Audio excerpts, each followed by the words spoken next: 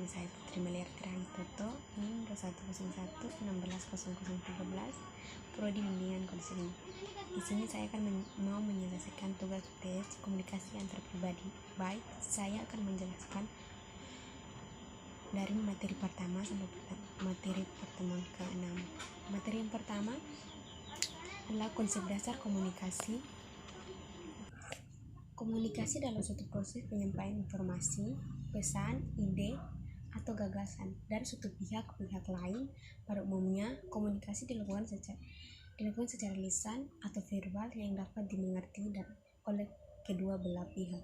Yang kedua itu komunikasi secara verbal dan non-verbal. Komunikasi secara verbal itu bisa dilakukan dalam bentuk lisan maupun tulisan. Sementara komunikasi verbal pada umumnya menggunakan bahasa tubuh seperti gerakan tangan, raut wajah, geleng kepala, dan tanda tindakan dan lain sebagainya.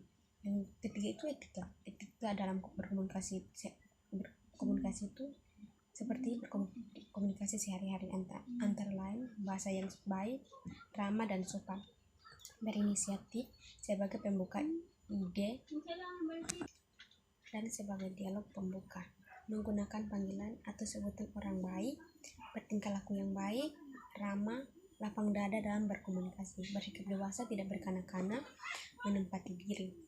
Yang berikut itu kepercayaan diri. Kepercayaan diri dalam berkomunikasi adalah keyakinan untuk melakukan sesuatu yang pada subjeknya sebagai karakteristik pribadi yang di dalamnya terdapat keyakinan akan kemampuan diri untuk melakukan interaksi dan menjalin hubungan dengan orang lain. Yang berikut itu interaksi sosial. Interaksi sosial adalah hubungan sosial yang dinamis berkaitan dengan hubungan antara individu dengan individu, kelompok dengan kelompok, dan individu dengan kelompok. Tak jarang disebut kalau seseorang akan berkesulitan tanpa hidup menjalin interaksi dengan seseorang individu lainnya. Yang terakhir itu konseling kelompok.